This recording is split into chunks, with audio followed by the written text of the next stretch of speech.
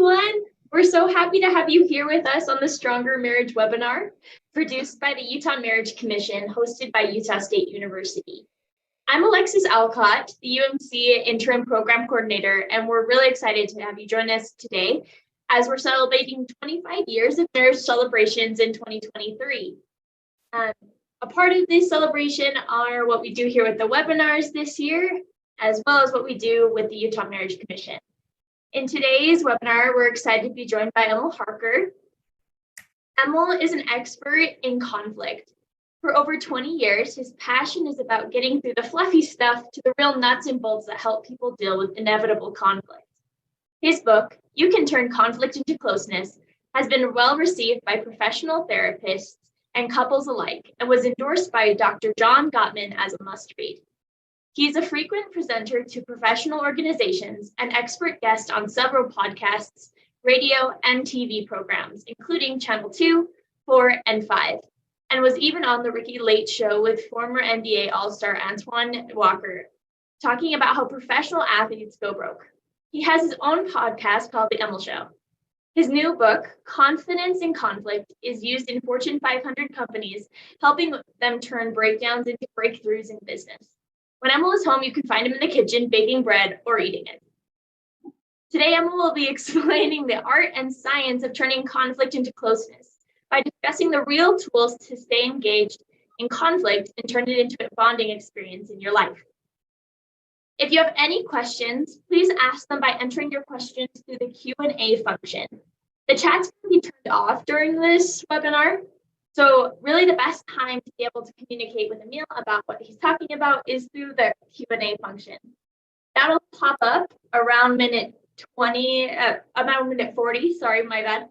And you can ask him whatever questions, and Emil will go through those at the end of his presentation. If you have joined us today for the CEU credit, please make sure to email the Utah Marriage Commission to receive your survey on this webinar. Once the survey is completed, you will obtain an email from the Utah Marriage Commission with your CEU credit certification. That email is marriagecommission@usu.edu. We'll now turn the time over to Emil for his presentation. His sound wasn't working, so that's why we started a little bit later, and hopefully we'll be able to figure this out. Is it working yet? Yeah, we still can't hear you, Emil. I've got off mute. Yeah, I'm not.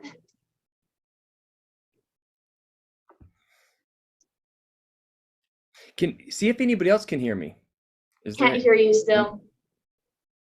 This is craziness. Okay, because I'm not on mute. I've tested my microphone, and the microphone works.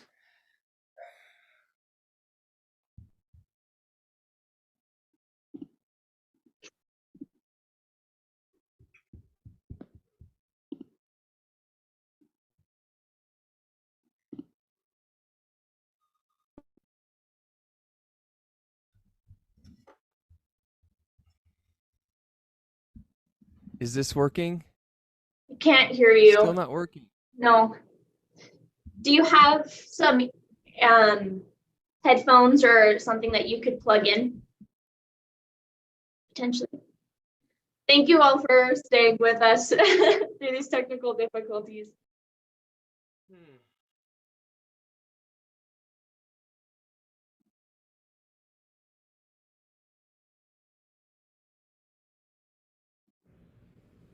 While we're waiting, I'd love to tell you all about some of the other things that the Utah Marriage Commission offers. We offer webinars that we put on every 2 weeks, which we'd love for you to join those. We've actually started releasing our other webinars through our other programs. So they're up on YouTube, and you'll be able to hear them. Oh, it looks like we just got a message from Alyssa, which says we can hear him fine on the webinar. So it sounds like it might just be a me issue. I'm glad that you guys can hear him. I'll try to figure that out on my end. But Emil, go ahead and start your presentation. Okay, sweet. All right, can you guys see this? And I can't see you guys, but hopefully you can see and hear this. Okay. And I used my PowerPoint presentation because of my terrible ADHD stuff. Probably you guys are like professionals at learning about relationships because only the coolest people come to these things and they already know a ton of stuff. And so what they're trying to do is learn even more stuff. I'm going to try to help you learn some even more stuff. Relationships, the quality of relationships depend on our ability to deal with conflict. And I think conflict is the link of all of the different chains. It's that one link that seems to sabotage like what we really want to experience in our relationships. We want closeness, we want connection, we want trust, we want this sense of real intimacy. But intimacy and that sense of connectedness doesn't come from avoiding conflict. It comes from dealing with conflict. And the problem is we don't get trained on how to deal with conflict. And I know you guys are the ones that are out there reading what you can, learning what you can, and you're like going, wait a minute, Emil, no, no, no, no.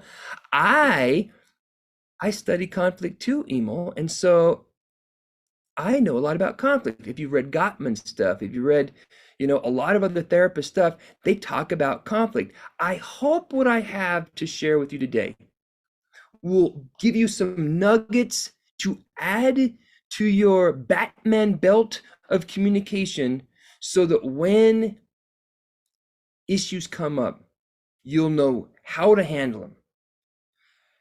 Most of the books I've read about conflict really talk about the philosophies and roles we're supposed to take. And we don't deal with the nitty gritty when things start to go sideways. And so as a result, we end up resorting to what comes natural and biological, which isn't helpful. So I'm going to walk you through the science part of it, not in great detail, because I mean, this isn't like continuing education units for doctors. This is really about helping us understand more some of the functions and why, when we learn how to deal with conflict, why it's hard to remember to do those things in the moment. All right, so I'm gonna see if these links work. I have a social media place. If you want to learn more, feel free to go check out all the social media stuff. Follow me. I suck at doing, all that social media, but I know it's important, and so I try to do it. And every once in a while, I put stuff out there. I'm putting more and more stuff out there. So if you want to learn more, just follow me, and you'll be able to access everything that I do.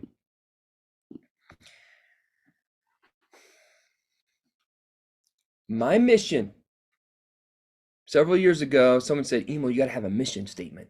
So here's my mission statement. My mission is to make a million more marriages more amazing by helping them turn the inevitable conflict into closeness.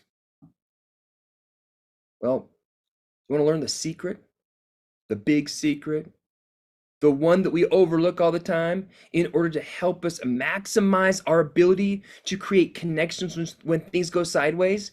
This secret relies on our ability to not be delusional.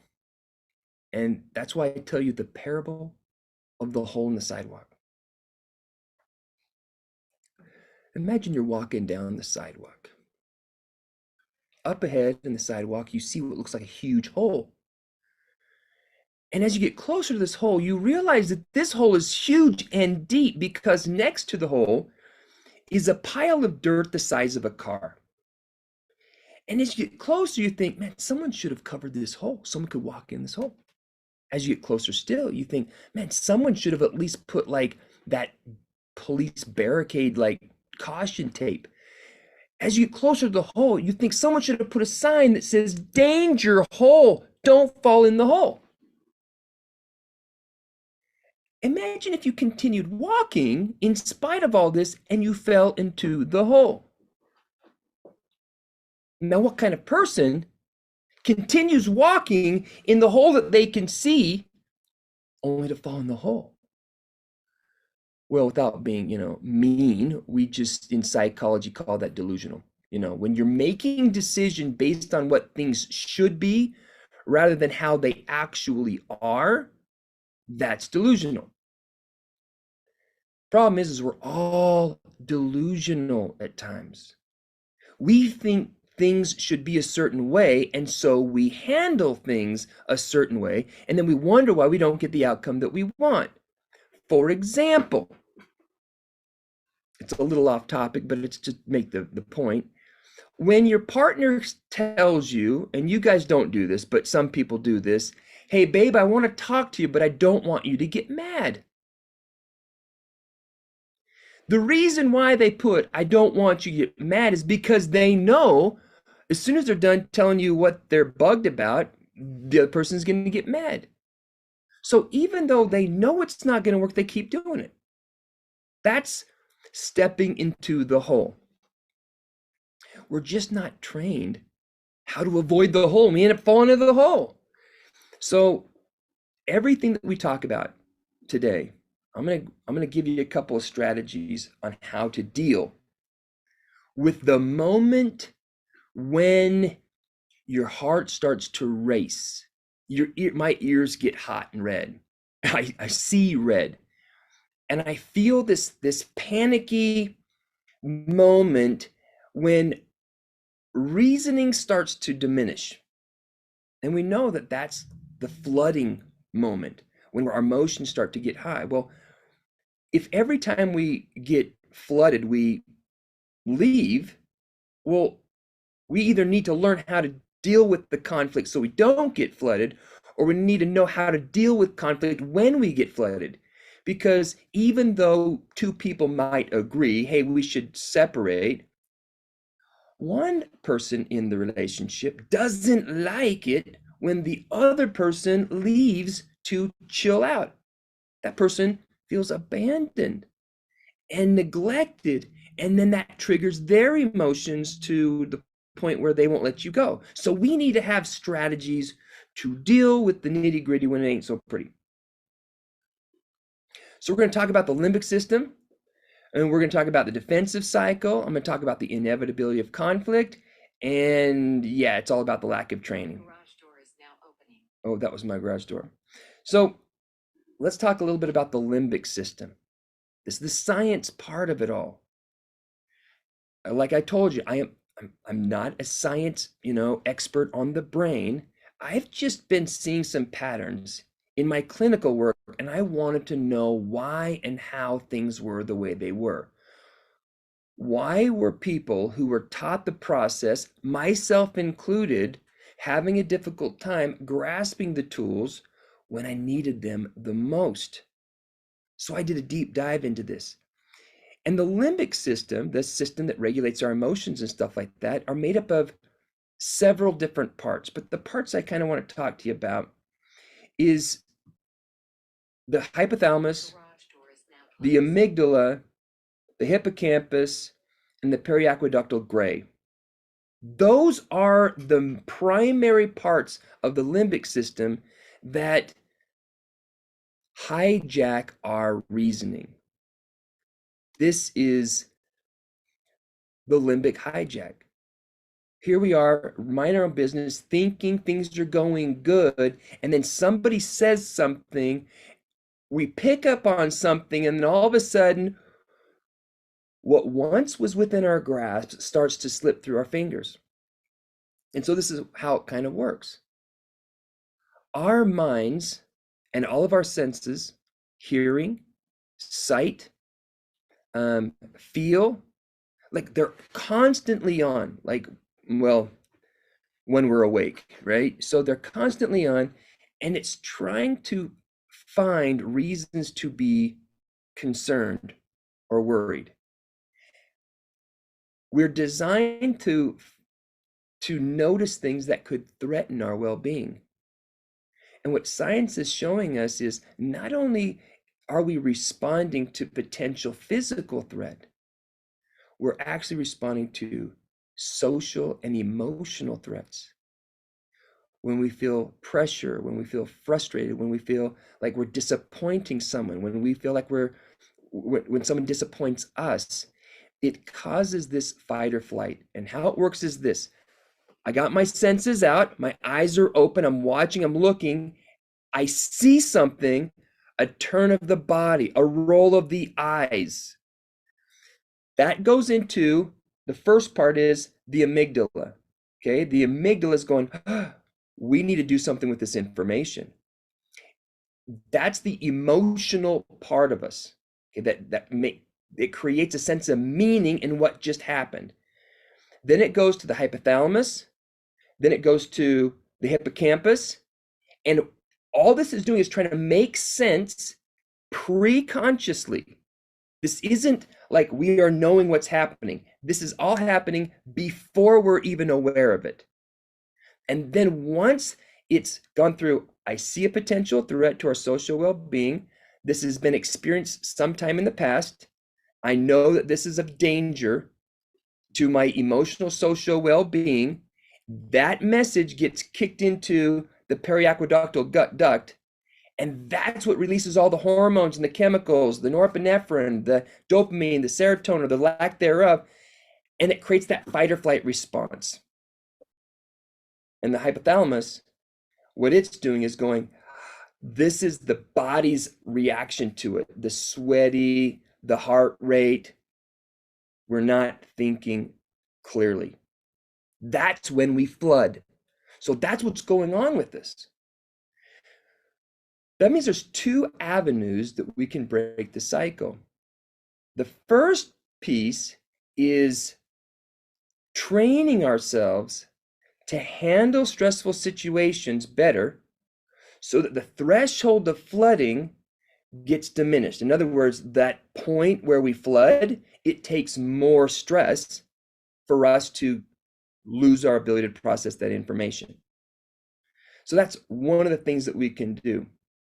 The other thing that we can do is, in the process of learning these ideas, we become less affected by those cues. Now, the cues are going to happen. We pick up those cues. We're less affected by them because of what we've learned. We have perspective. We train ourselves to handle those situations better, which what we're going to talk about, which means there's less of a threat. So those are the ways that we handle that situation instead of just doing a timeout. Yes, there are times when we need to time out. I totally get that. But before we start to practice time out, it might be helpful for us to see how we can maybe turn those moments that could turn into a breakdown and turn them into a breakthrough by learning some tools that actually, I don't know if I say this the right way, but it hijacks our natural amygdala hijack, that limbic system hijack. What we're going to do is we're going to anticipate the other person's defensive response strategically to minimize the likelihood of them getting triggered and then going to flood. And if we do that, we can actually cover more information in a safe environment to resolve the issues. And when we do that, when it's intense, we create trust and emotional intimacy. All right. So here's the defensive cycle. We're going to go through the defensive cycle now that we kind of have some chemistry. This is the socio part of it. Everyone knows what defensiveness is. Like we don't have to be a scientist to know what defensiveness is. Defensiveness comes in a couple of different flavors: aggression and avoidance. It's the fight or flight part. But what I think is interesting is if we're being defensive, what are we trying to defend? We're defending ourselves. I hear people say, I'm defending myself, or I'm defending my ego. And my ego is how I want you, my partner, to see me, how I want my kids to see me, how I want other people to see me. But a part of ourself, if we look at it through a Jungian lens, and this is an oversimplified way, is the shadow. And the shadow's all the stuff about me that isn't the part that makes me shine, thus called the shadow. And that's the part of me it's that part of me that when somebody passes me on I-15 and they get pulled over by the cops, I'm like celebrating. I'm like, yes, they got what's theirs. It's that part of me that wants vengeance. It's the part of me that wants that gets lazy, the part of me that's selfish. These are not my most noble traits or characteristics, but they're part of who I am. Now I'm not proud of those, but they're part of me. Now, we develop this need for defensiveness socially because we get trained at a very early age the need to become defensive. And that's fueled by the belief that our lovability is based on our fallibility or infallibility, our perfection. So if our lovability is based on our perfection, then anything that we do or that people think that we do that makes us not so shiny and bright, those things are a risk to our emotional well-being through preventing us from getting the love that we need from other people. Because how do people treat us when we disappoint them? Usually they treat us poorly. And why do they treat us poorly? Because they're being defensive. And that's this defensive chain reaction thing going on. And so what we need to do is we need to recognize that that's what's happening and then interfere with it. So if this is a problem, I think what's important is the fuel is this belief. I call it the great lie that our lovability is based on our fallibility or infallibility. But what does that do to us individually? That actually increases the voice of our insecurities, fueled by the belief that we have to be more perfect to be more lovable. That's why it's hard for people to take accountability, because if you take accountability and you apologize, then could that make the other person have more validation for their frustration? We're going to point out how that's actually not true. So what happens when I get defensive? Not only does my insecurities go up, but I'm going to trigger their defensiveness. And so my defensiveness triggers their defensiveness, and we start to get further and further apart into an argument that turns contentious. So conflict, contention when we're defensive. Okay, so Emil, that's great. Thank you so much. Now we know why we get stuck. So what do we do to fix this? Well, we need a new belief, because we need new fuel to change the direction of our interactions. And the new fuel is based on the truth. And the truth is that our lovability, our worth, isn't based on our perfection. It's based on our humility and accountability. Humility and accountability is the rocket fuel of intimacy. When we're vulnerable, in other words, we're accepting the reality of our failure. Okay, that's the humility part. And then I'm accountable. I take the ownership of doing something different to make some adjustments. Those are the things that create a connection with somebody. That's what creates the closeness. It isn't in the correction of behavior. It's actually in the direction of the correction. That sounded like a Dr. Seuss moment, but I want to add something to that. There's a phenomenon that happens. When I'm humble and accountable for my failures, and I'm not being defensive, I'm embracing it, okay? Then what happens is my awareness of myself increases, so I get to know myself better, and I can accept myself in the spirit of humility and accountability. So if I'm humble and accountable, I become not only more lovable to other people, but I'm actually getting to know and accept myself. So self-love goes up, insecurities go down, defensiveness in the other person goes down, and it creates a sense of trust and intimacy when I do these things. Great, Emil, thanks. Theologically, philosophically, okay, it's making sense. So what do? How do we make this happen? All right. We make it happen by embracing the conflict, by embracing the statements that the person makes that would normally hurt us. Because when we embrace that information, we're being humble and accountable. We're also looking into the shadow of ourselves and saying, you know what? That's true. And when we do that, we say, I'm like you. If you see your shadow, then it makes it safe for me to see my shadow. But if you won't look and see your shadow, then I'm scared. My insecurities are going to go up. So what do? We embrace it. So how do we embrace it? Well, we're going to talk about the inevitability of conflict so that we can start to put the tools together.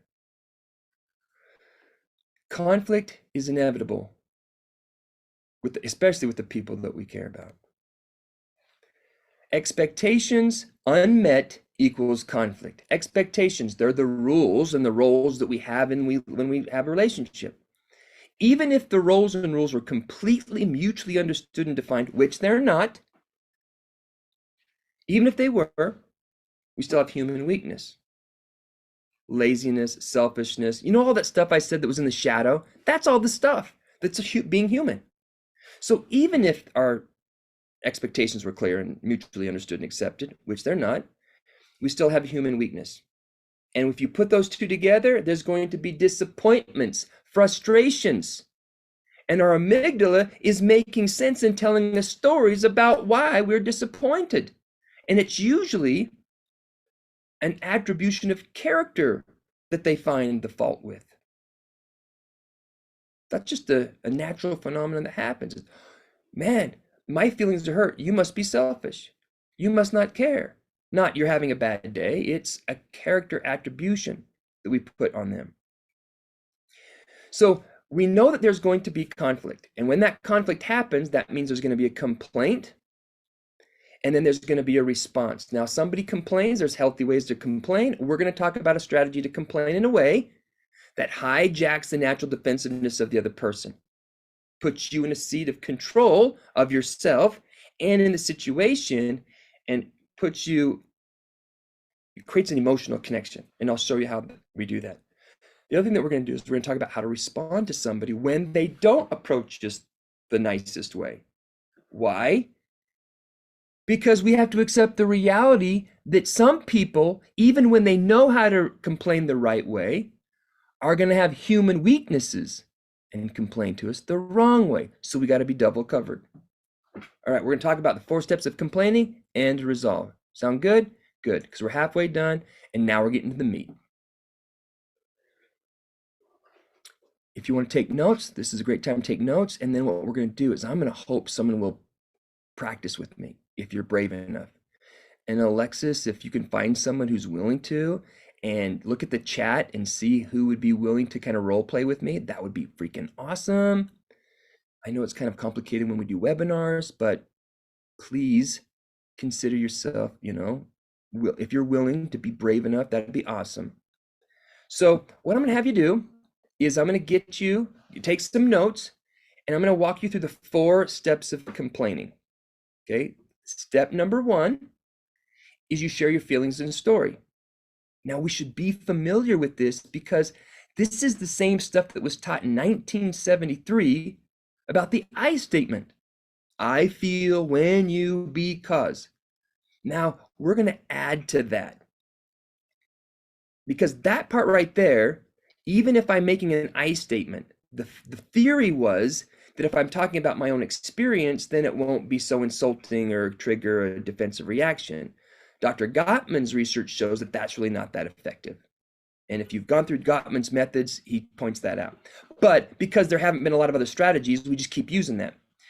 So I share the step 1 I feel when you, because, all right. Now, when I do number one of my superpowers is vulnerability. It's one of the V's. So I'm going to share my vulnerability. I feel hurt, sad, small, ignored, disregarded.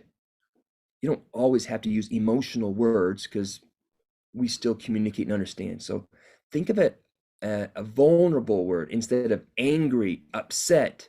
And if you use the word frustrated, use the frustrated with the tone of less hostility and more vulnerability. So that's number one. That's there's two hard parts. That's the first hard part. Step number two is just a one sentence. Okay? It's just a one-liner. But if I put myself in your shoes, that is a pivot point.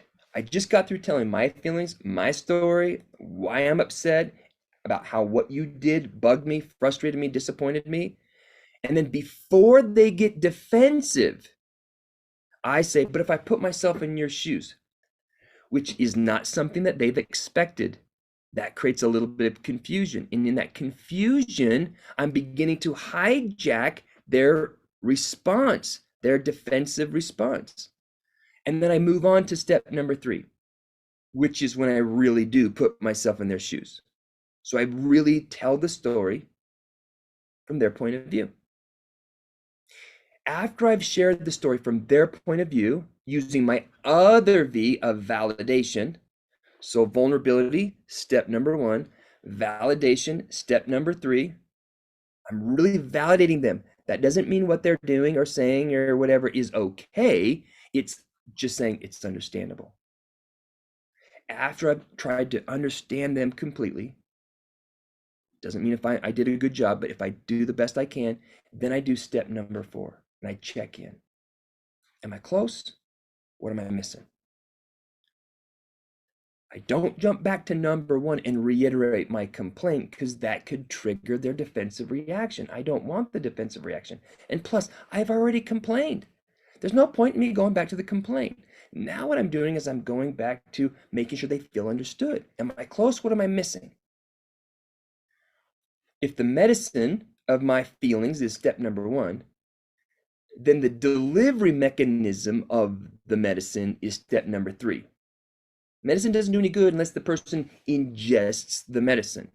Step number three helps them ingest the medicine. So this now is where I would like your participation. Before I get a volunteer, what I'd like you to do is I want you to think of a situation that you could complain about. Okay? And as you're thinking about this situation, I'm just going to complain, okay, the wrong way and the right way. And I'll give you a couple more minutes after I do that because sometimes people go, well, give me an example.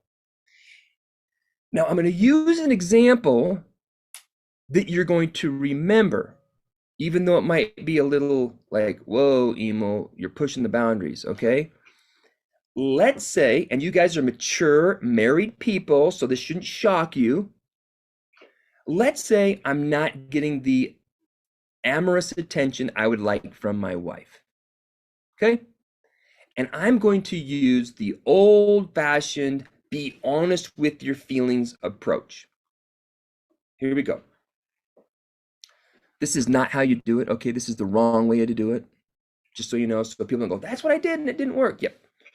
Okay, this is how you're not supposed to do it. Hey, babe, can I talk to you for a second? And of course, she says yes. Now, as I say this, kind of see how I violate these things. You tell me all the time how important intimacy is, but then you don't even do anything. You don't hardly ever initiate. Like, I'm the one that initiates almost every single one of our intimate interactions. And if I didn't do it, you wouldn't even care. So I don't really understand why you would say it's important, but then not make it important at all. Okay. Name one woman in the history of humanity that would say, that's a really good point. I am going to make it up to you tonight. That is not reality. That's being delusional, okay? That's stepping into the hole. And I think everybody on the planet knows, are you kidding me? Because that's not only going to not work, that's probably going to backfire.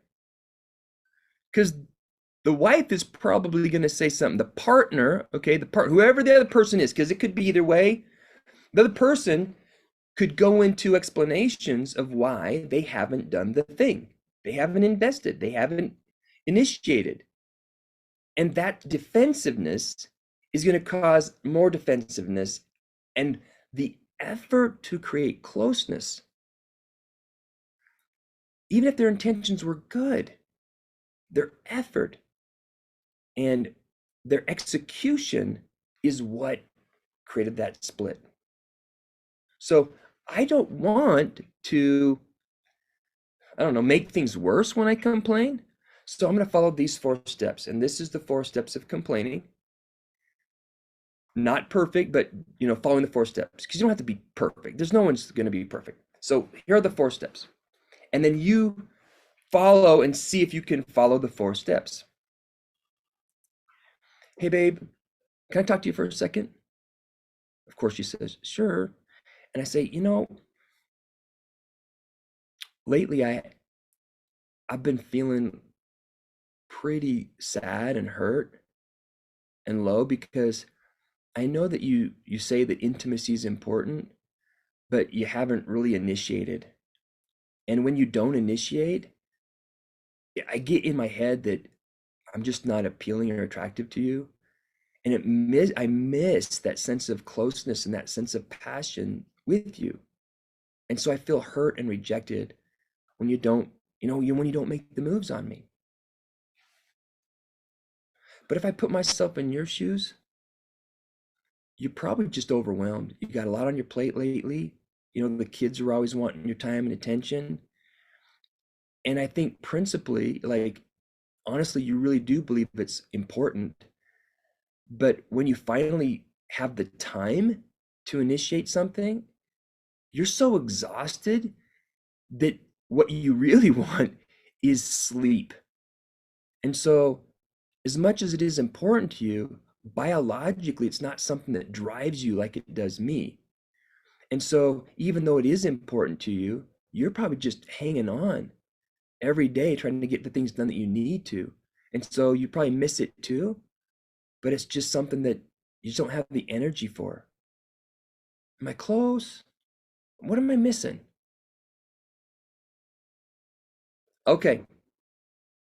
Notice that's not like Mr. Perfect. It's just following the 4 steps. But if you look at both of them, right? Like, you can tell which one's going to give me a higher likelihood of a true connection, not a manipulation that I get what I want at her expense, but a respectful, responsible sharing and understanding that truly creates emotional connection, which probably will reach another connection. Very different from the honest with your feelings approach. Now that I've done my example, I want you to take a few minutes and think of something that you can complain about. I'm going to give you just a few minutes, and then we're going to come back together, and I'm going to see if someone will be willing to role play with me.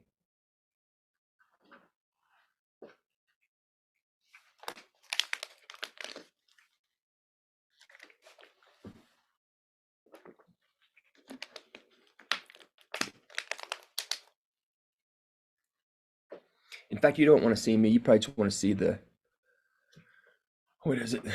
The steps.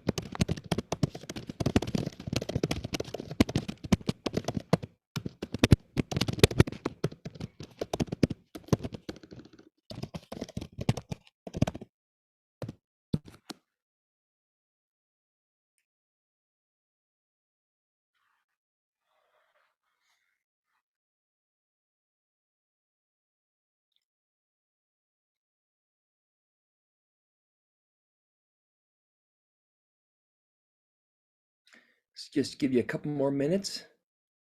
Wrap that up.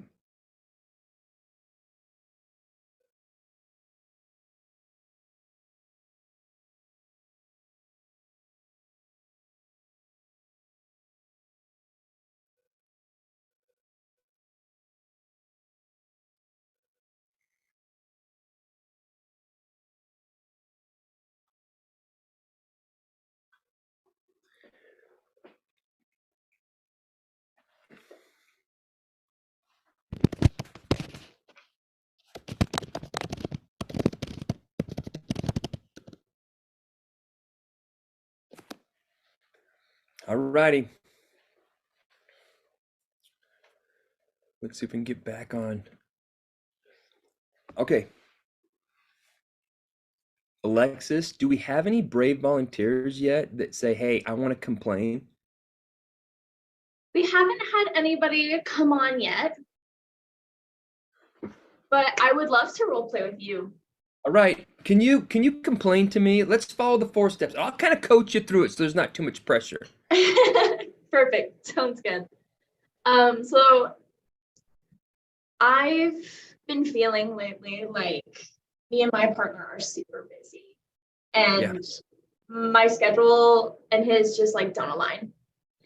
And I have a lot going on with school and work and everything, and he has the same. And so we just don't have a lot of time, where in like our courtship, we had a lot of time when it was just like we could do whatever. And now we don't have as much time. Yeah. Okay, so now what I want you to do is I want you to complain about what you don't have to have the solution, but just complain to me. Do step number 1. What's going on and how do you feel about it? I feel really blank, blank, blank because of blank, blank, blank. Yeah, so I feel really disconnected to you because of just how much we have going on. When you're out doing stuff and I'm out doing stuff all day, and we don't really get to check in as often and spend that time, I just feel like we aren't on the same page. Awesome. Okay, now think about this. If that's where we left it, it would be really tempting for me to explain why we're like that, right? We're going to sabotage that. We're going to hijack that with do step number 2. But if I put myself in your shoes, Yep, then do step number 3. Yep, goes right into step number 3. Yeah, I can understand that you have a lot going on that's filling your plate too. And there's just like the same with me. We both just are consistently being bombarded with responsibilities. And we feel like maybe like we have the time to be together at home. And that like we want to have that meaningful connection. And I know that you want that. And I know that I want that. And I'm sure that you're also missing it too. Yeah. Now do 4. Yeah. So am I close to kind of what you're experiencing right now with that disconnection? What am I missing? Perfect. And I think almost everybody, well, anybody who is listening to you, especially with step number 3, could kind of feel like, oh yeah, I'm liking how that feels. Like you can see that if you left it at number 1, just the sharing your feelings, the most likely thing is he'll share a story to kind of defend himself from disappointing you. Because when he loves you so much, it pains him that you're disappointed.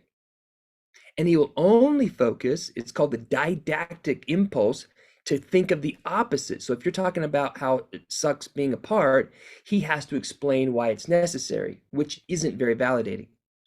But when you validated him, he's going, yeah, you got it.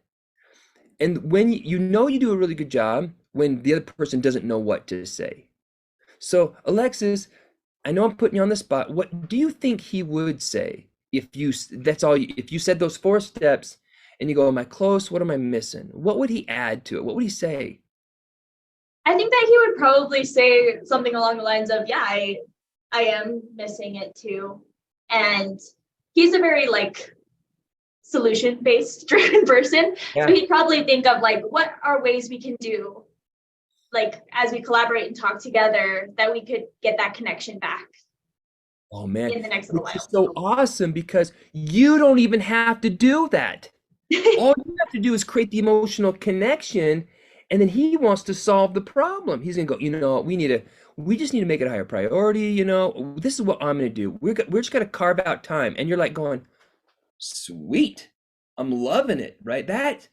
Thank you. So once we get done with the complaint and the other person feels understood, because if he doesn't feel understood, he's gonna launch into a bunch of things he could say. And I'm going to teach you how to respond to that in just a second. But once you get to understanding, then it makes total sense to say, so what are we going to do about it? And then the conversation continues because you may not know what the solution is. What can we do about it? How can we spend more time together? And what I think is cool, and I get excited about this, is how often do we get to feel like closer in the complaint, like while we're complaining? Because usually there's this like woundedness moment and a little coldness, and then humility comes in, okay, and then you finally painfully come up with a resolution, and then that's when you feel good. And then you're like, okay, but it's kind of painful to get there. But what if it was a bonding moment to get there that felt good? Well, then we'd have it more often instead of, well, I don't want to create a fight, so I better not say anything. And then you finally say it and it comes out a little bit spicier than you intended. And then it turns into a defensive reaction. And then you remind yourself, well, that's why I shouldn't have said it in the first place. And then you're stuck in this web of confusion, like, well, if I want my marriage to be better, I have to say something. But every time I say something, it makes it worse. But if we follow the process of just complaining, then we increase the likelihood of a positive response, and the process itself makes us feel good. That step number 3 is another scientific thing that I love. When you feel validated, okay, when I'm validating my partner, I literally change his chemistry. He releases oxytocin, the bonding and trust hormone. It's like a Jedi mind power. Like most people say, well, you can't change other people, you can change yourself. Really? People change other people's chemistry without their permission. Now people go, whoa, that's dangerous, Emil. That's manipulation. It actually doesn't work if you're not truly sincere. Like, it's not effective. And people can tell when it's legit or when it's just not even close to legit. So people can feel played. Even if people follow the process really, really good, if their intentions aren't in the right place, you can smell it out. So when people go, well, I could be manipulated, or doesn't that teach manipulation? No, you still can't be manipulated. It doesn't work. It just backfires because you're like, oh, you're saying all the right things, but I can't trust you. Okay, I'm going to teach you the next one real quick, and then, because we don't have tons of time. All right, so the next one is fencing conflict. After you say, am I close to what I'm missing? The other person's going to say something. I want you to be ready for that. Write this down or take a picture of this real quick. When somebody brings something up, even if it's right on the heels of your complaint, when somebody brings something up, there are only 4 statements they can make. Criticisms, which is a statement about you or your behavior. Questions, a request for information. Declarations, a statement about the person speaking or the situation, or a command, an order or a directive. That's it. That's all there are. And I can handle 4, but I can't handle 14. Now, if you'll notice, if you're a big Gottman fan like me, you'll notice that the first one's a criticism. Well, Emil, isn't that one of the 4 horsemen of the apocalypse you're not supposed to criticize? Well, until the world adopts that and no one criticizes anymore, I need to prepare myself for real criticisms. And how do I deal with a criticism? When a criticism comes, I do something completely strange. I agree with the part that's true. That's very difficult to do. But back to the defensive cycle. When I agree with what's true, I'm embracing it. When I embrace it, I decrease my insecurities. I increase self-love, okay? And I reduce the other person's defensiveness. So let's say I come down, I'm walking in the house, my wife's frustrated, and she says, Emil, you left your gym clothes on the bathroom floor again this morning. There's a lot of things I could say that would make things worse. But the first thing I need to do is say, you're right. I did leave my gym clothes on the floor again. Not you're right, period. You're right, and then you fill in how it's true. If it's not true, don't say you're right. That's manipulation. Just agree with the part that's true. Well, Emil, what do you do if there's no truth? If there's no truth, say, what do you mean? Okay? This is the hardest skill to learn in communication and conflict resolution, because it is our will and training to override the amygdala hijack. We're going to hijack the amygdala hijack. We're going to overcome the limbic system through training. Look, if Navy SEALs can get trained to run toward where bullets come from, okay, which you could die, then we can train ourselves to embrace criticisms. It takes training. So that's number one. To train in dealing with criticisms, write down the criticisms that you might get. Then write out how they are true. That's how we train. Then, now that I know how to respond, I don't have to use my frontal cortex as much, my reasoning part. I'm sorting through things. I already have it planned.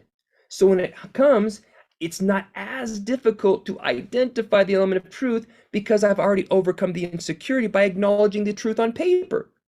So I'm less desperate and panicky. I spend too much time on that because that's the most important one.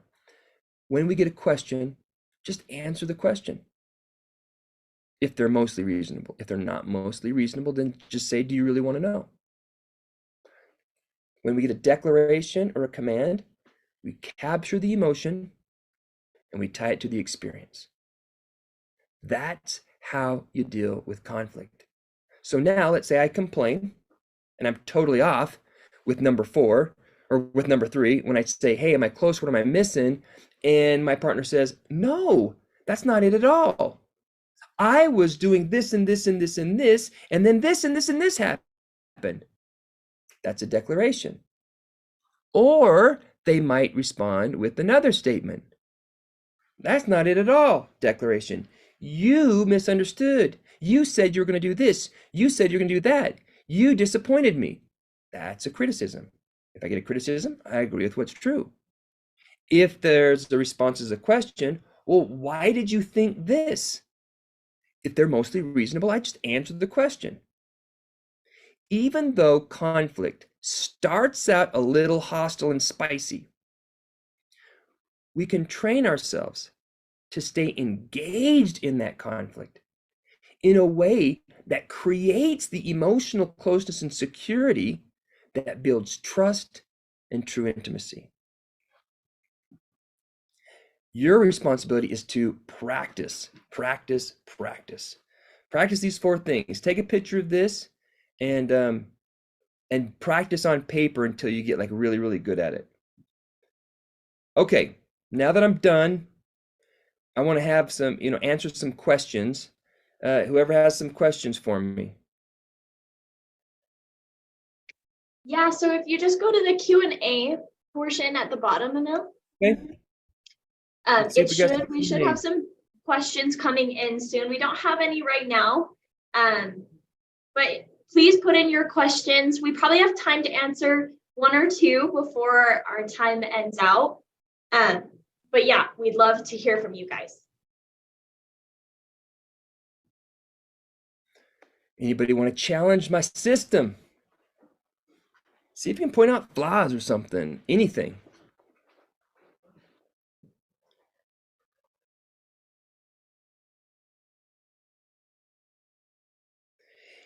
If you don't have anything specific, what are some take homes you could get from this experience together? Is there any highlights that you'd say, you know what? I'm going to try that, or that might make sense, or that was new. And of course, if while you're doing that, you're going, hey, that doesn't make any sense, or what about this situation, then please feel free to share.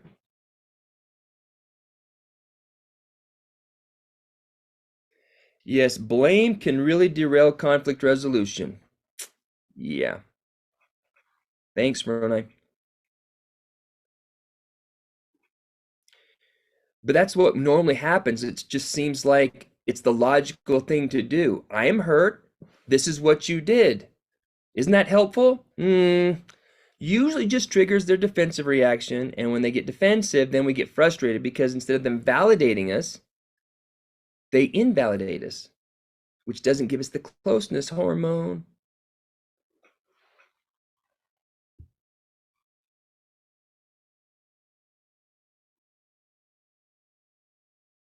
What do you do if you're just in a bad mood, like tired or something?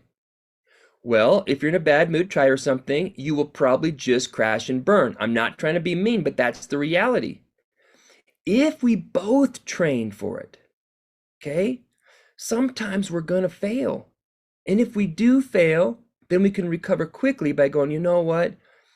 I'm going to take accountability. I didn't plug in. I wasn't attentive. I didn't validate. I did a terrible job. First, you validate. You're humble, okay, vulnerable, and validate to get them to care about what you have to say. And then they can say, thank you, blah, blah, blah. But then what's going to happen is you're going to say, do you want to know why? Now, here's the deal. You're not randomly in a bad mood. You're not randomly lazy. No, life has happened to you that your partner might really appreciate knowing. So you just get through saying, I did a terrible job interacting with you. You own it. And then they're like going, so how come? If they don't ask why, then you can say, do you want to know why? And they're going to go, yeah. Then that's when you say, I haven't been feeling very good. I'm feeling distracted. I'm overwhelmed. I'm stressed out. I'm exhausted. Haven't been sleeping very well. You could even complain. The 4 steps of complaining. I've been feeling kind of shut out. I haven't been feeling like a priority. You know, you tell me that you're really busy and then you spend time with your friends and I feel like I'm just not the priority. But if I put myself in your shoes, you know, spending time with your friends is a really good way for you to really let loose and relax, because when you're with me, there's expectations and there's things that I need from you that probably cost some energy from you. Am I close? What am I missing? See, if you're going to share, then you just complain. And you're going to be in a bad mood sometimes. It's going to happen. Yeah, thank you guys so much. Sorry we have to close this out. I love your guys' questions. And I've loved being able to have you on with us, Emil. It has been awesome. I've learned so much. If you guys do have any other questions, you can always send us an email at Marriage Commission, and we'll send it over to Emil, and he'll be able to be in contact with you. Also, please follow his social media that he said at the beginning, because I'm sure he'll be able to reach out and help you with any other questions you might have. Once again, if you are here for the CEU credit, please email marriagecommission@usu.edu so we can get that survey out to you and you guys can get that credit. Thank you all once again for attending this webinar, and thanks, Emil, as well. Have a great night, everybody.